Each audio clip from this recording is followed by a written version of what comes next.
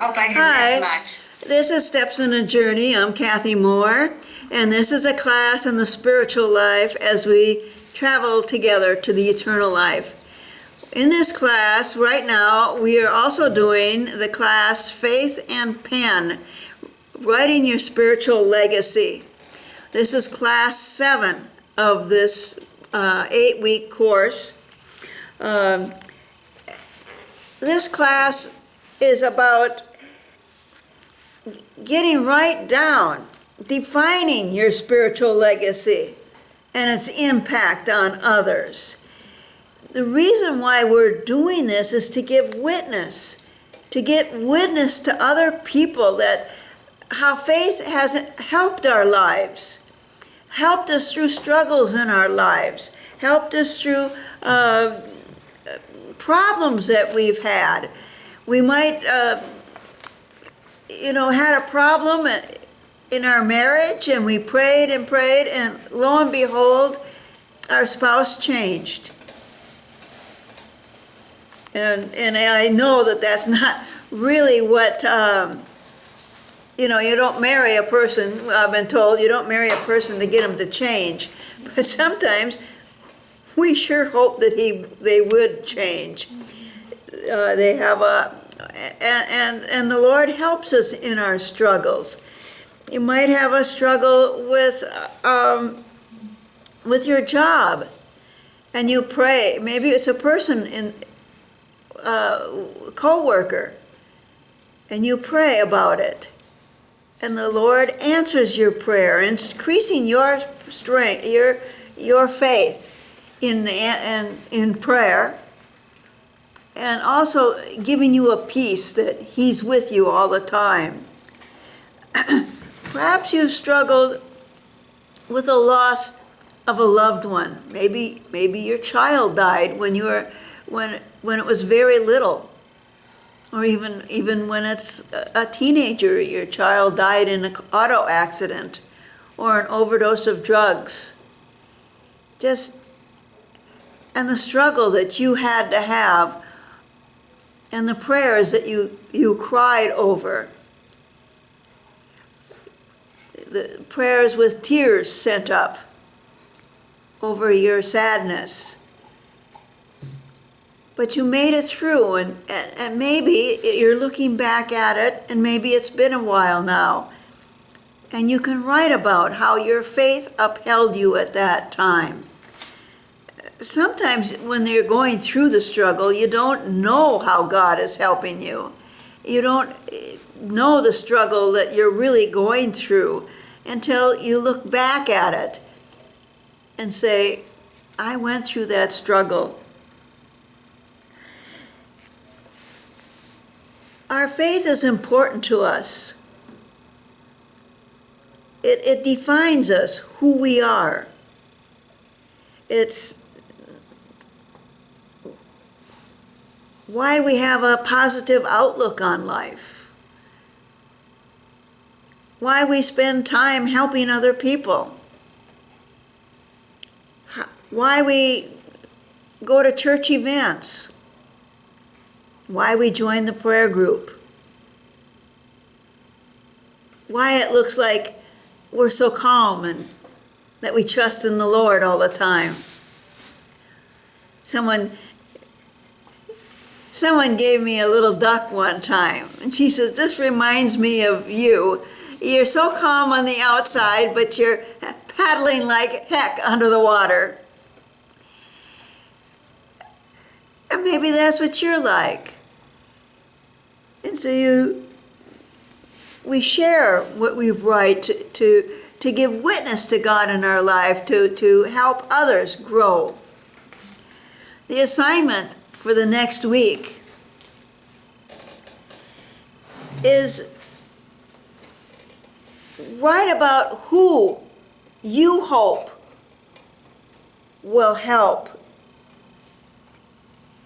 who you hope will read your spiritual legacy, and what impact you want on that person's life.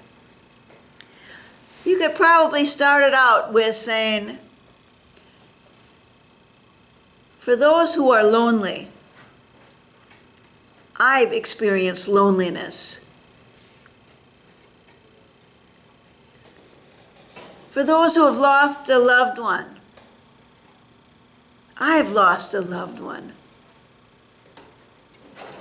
For those who have difficulty in marriage, I've had difficulty in marriage. So that's just a start. Maybe you could then put down something you've already written or add a new story. I know for those who are lonely, I certainly have been lonely in my life. I remember going to my friends, and she says, "What's wrong, Kathy?" And I wanted to say, "I'm so lonely," and I couldn't say it without crying. And of course, I don't want to cry in front of other people, and so I was silent. But that loneliness was so overwhelming that I couldn't even talk about it without crying. So maybe you have an experience like that. This time in my life, I'd already even been baptized by the Spirit. And I was filled with God's love, but I still felt so lonely. And lots of times, when you feel so lonely, God also has removed feeling His presence in your life. Because He showed me that. He showed me feeling His presence, removing it, and you feel so desolate, and then bringing back that feeling of His presence. And He did that several times so that I knew the feeling that actually when you feel God, you feel it all the time. It's almost like feeling air. And you don't know, you realize that you feel the air. And until maybe you're, I don't know, and you would ever feel that you don't feel air.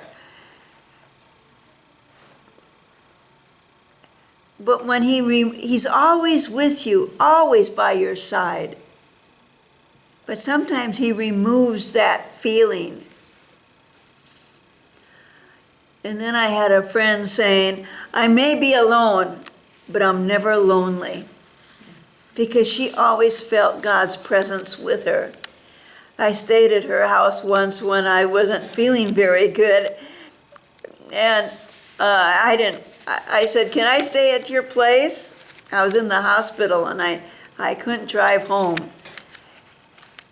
And I didn't know what kind of house she had, but she only had one bedroom. But she put me in her bedroom and she slept on the floor. And I looked in the morning when I woke up and she had a rosary hanging on her bed. And it had turned gold.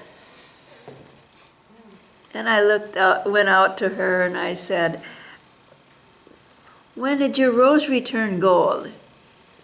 And she said, "I don't know, just one day it was no longer silver, it was gold." She was a very wonderful friend and holy person. I have no idea why when I called for my friends for help to come and pick me up from the hospital, I said, "Yes, and take me to Marie's house, and I'll spend the night there." I didn't even ask Marie if I could come and stay at her house. I only made one phone call. But God He said to me, "Do you remember when you met, I'll say it, she's long gone. Remember when you met Marty and how she took you into her life and immediately hired you to pet her baby horses without hardly even knowing you?" And I said, "Yes." And God said, "I put Marty in your life. I brought you together." And I remembered, I just my back hurt so bad and I wanted to ride a horse so much, but my horses just jarred my back so much. And I heard that Marty raised Peruvian Pasos, the smoothest riding horse in the world. And I was just driving by her ranch, and I said, I'm going to go in and see if she would at least show me her horses. And she not only showed me her horses, every single one of them, as well as every single animal on her place. And as we talked, she said, I will sell you my daughter's horse. Her daughter had died not too long before. And she says, she's half Peruvian Paso. She's out of the stock of the very first Peruvian Pasos that came to America. The stallion, my mother bought the stallion, and my husband bred it to one of his quarter horse mares. And she says, and now the horse is 18 years old, and I will sell you that for $500. And I says, I'm sorry, but I don't even have $500. She says, I'll tell you what, you work for me and pay it off. And work for the hour. And at that time, it was $4 an hour. So you can imagine how many hours I spent petting baby horses for Marty to pay back $500. But it was a wonderful friendship. And I was going through a very unhappy time in my life, in my marriage. And petting baby horses was just something that saved my sanity. There's the Peruvian Paso horse especially is filled with love. They're bred for gentleness and their intelligence. In 3 days I could pet it all over, comb out its mane and tail, and pick up all of its feet and open its mouth and check its teeth out. And in 3 days, and these were 3 to 6 month old colts.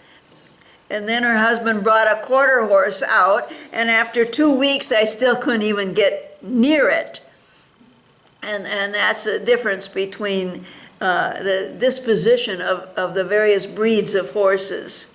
The Peruvian, the owner of the horse, when he was riding out in the desert, did not want an animal that would act up and throw him off in the middle of the desert when he was riding alone. And so they developed the Peruvian Paso for a smooth ride, so they could ride all day over their hacienda, as well as gentleness, so they wouldn't be thrown off in the middle of the desert. So that's how the Lord sort of healed me of my loneliness, is letting me know that He's with me absolutely all the time. I'm never alone, as well as putting friends in my life when I really needed them at that time. So, saying, for those who are lonely, I too have experienced loneliness.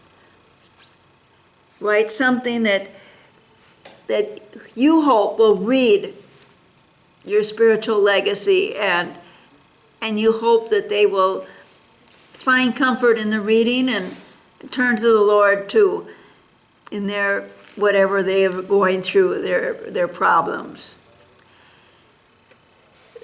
So thank you for joining us, and we'll see you for the next class.